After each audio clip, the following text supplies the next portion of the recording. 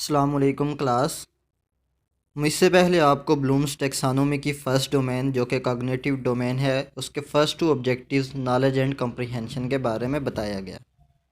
میں آپ سے ڈسکس کروں گا نیکسٹ ٹو آبجیکٹیوز جو کہ ایپلیکیشن اینڈ انالیسز ہیں۔ تو سب سے پہلے ہم بات کرتے ہیں ایپلیکیشن لیول کی۔ ایپلیکیشن آبجیکٹیو میں کیا ہوتا ہے کہ اس میں ہوتا ہے کہ بچے کے پاس کسی چیز کا نالج بھی ہے اور اس کو اس کے بارے میں پتہ بھی ہے، تو اب وہ کیسے اس کو اپنی ریئل لائف میں امپلیمنٹ کرے گا، کیسے جو ہے اس کو نیکسٹ لیول میں امپلیمنٹ کرے گا، that his his application skills.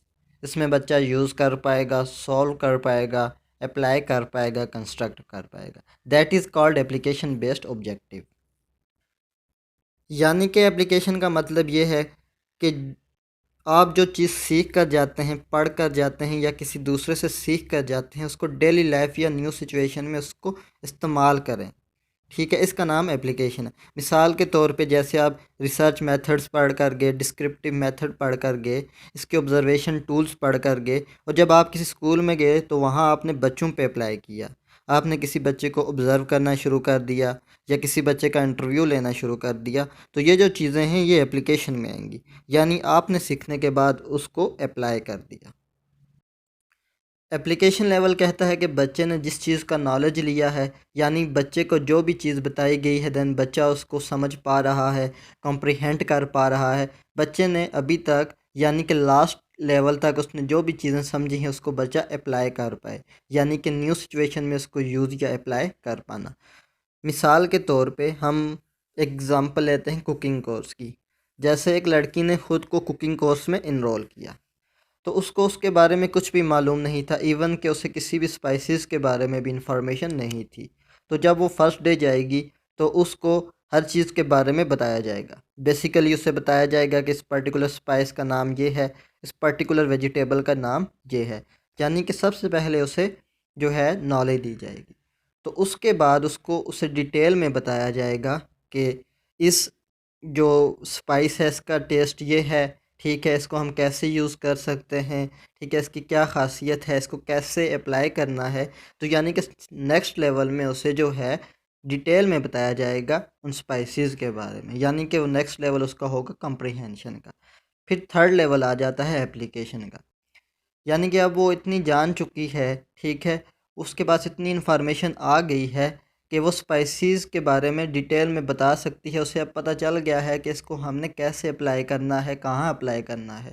تو وہ اپنے ایجوکیشنل نالج کو یوز کرتے ہوئے، ٹھیک ہے، تو وہ کیا کرے گی، اپنے ایجوکیشنل نالج کو ریئل لائف میں اپلائی کرے گی۔ یعنی کہ وہ اپنے ایجوکیشنل نالج کو یوز کر کے کوئی ڈش تیار کر لے گی، یعنی کہ اس نے جو ہے ڈش تیار کی، اس نے اپنے نالج اپلائی کیا، تو اس کو آپ بولتے ہو ایپلیکیشن، یعنی کہ سیکھنے کے بعد اس کو اپلائی کر دیا۔ اسی طرح ہم ایک اور اگزامپل لیتے ہیں۔ جیسا کہ ہم نے کسی بچے کو ایڈیشن سکھایا، سب سے پہلے اسے پتہ ہے کہ ایڈیشن سم ہوتا ہے، یعنی کہ ہم نے اسے نالج دیا کہ ایڈیشن کا مطلب ہے سم کرنا۔ اس کے بعد ہم نے کمپریہینڈ کروایا، اس کے ریلیٹڈ ڈفرینٹ ایگزامپلس کروائی۔ اب بچہ سمجھ گیا ہے کہ اب وہ اس نالج کو کس طرح آگے آنے والے کوسچنس کو سالو کرے گا۔ جیسا کہ وہ آگے دکان پر گیا اور اس نے 10 روپے کی چیز خریدی اور 20 روپے دیے، تو ان ریٹرن اسے 10 روپے واپس ملے۔ اگر وہ اس کو کمپیوٹ کر پا رہا ہے، مینز اس نے اپنے ایجوکیشنل نالج کو ریئل لائف میں اپلائی کر دیا، تو اس طرح کی چیزوں کو ہم بولتے ہیں ایپلیکیشن بیسڈ آبجیکٹیوز، یعنی کہ اس نے سیکھنے کے بعد اپلائی کر دیا۔ نیکسٹ ہے انالیسز۔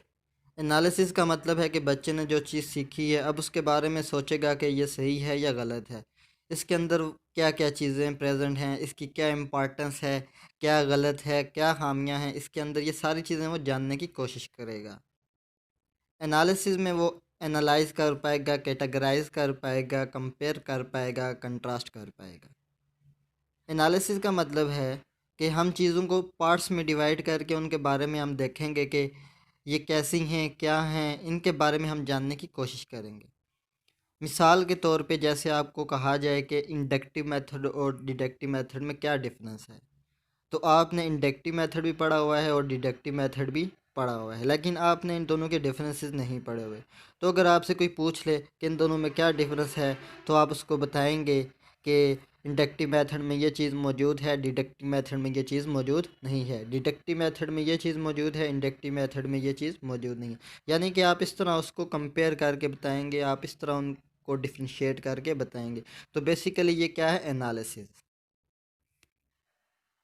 اسی طرح ہم ایک اور اگزامپل لیتے ہیں، جیسے کہ آپ کے پاس ایک فون ہے، ٹھیک ہے، اور آپ اپنا فون کسی کو بتا رہے ہو، تو آپ اسے بتائیں گے کہ اس فون کی میموری اتنی ہے، اس فون کی ریم اتنی ہے، روم اتنی ہے، کیمرہ اتنا ہے، ٹھیک ہے۔ تو اس طرح آپ اسے ڈفرینٹ پارٹس کے بارے میں بتائیں گے، ٹھیک ہے، ان کو الگ الگ کر کے بتائیں گے کہ اس کی کیا کیا اسپیسیفکیشنز ہیں۔ تو یعنی کہ آپ کیا کر رہے ہوتے ہو؟ بیسیکلی انالیسز کر رہے ہوتے ہو، تو اس کو آپ بولتے ہو انالیسز۔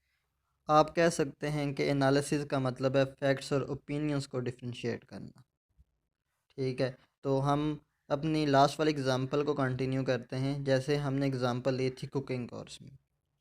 تو اس میں کیا ہوا تھا کہ لڑکی نے سب سے پہلے کوکنگ کورس میں انرول کیا، تو وہاں سب سے پہلے اسے ڈفرینٹ اسپائسیز کے بارے میں نالج دی گئی، ٹھیک ہے۔ اس کے بعد اس کا نیکسٹ لیول سٹارٹ ہوا، کمپریہنشن لیول، جس میں اسے ڈیٹیل میں بتایا گیا ان اسپائسیز کے بارے میں کہ ان کا کیا ٹیسٹ ہے، کہاں پہ ہم جو ہے اس کو یوز کر سکتے ہیں۔ اس کے بعد اس کا تھرڈ لیول آیا تھا اپلیکیشن کا، ٹھیک ہے، جس میں اس نے اپنے نالج کو یوز کر کے کوئی ڈش بنا لی تھی۔ تو فورتھ لیول آ جاتا ہے انالیسز کا۔ انالیسز یعنی کہ وہ اب اتنی ٹرینڈ ہو جائے گی کہ اسے اگر دو ڈشز دے دی جائیں تو وہ ٹیسٹ کر کے ان میں ڈفرینس بتا سکے گی کہ اس ڈش کو یہ بولتے ہیں، اس ڈش کو یہ بولتے ہیں، یعنی کہ وہ ٹیسٹ کر کے ان کے درمیان وہ ڈفرینس بتا سکے گی۔ یعنی کہ اس کو آپ کیا بولتے ہو؟ انالیسز۔ بیسیکلی اس نے انالائز کیا، یعنی کہ دو ڈشز کو ٹیسٹ کر کے اس نے ان کے ڈفرینس کے بارے میں بتایا کہ ان میں یہ ڈفرینس ہے۔ تو بیسیکلی یہ کیا ہے؟ انالیسز۔ یعنی کہ اپنے نالج کو اپلائی کرنے کے بعد اس نے انالائز کیا۔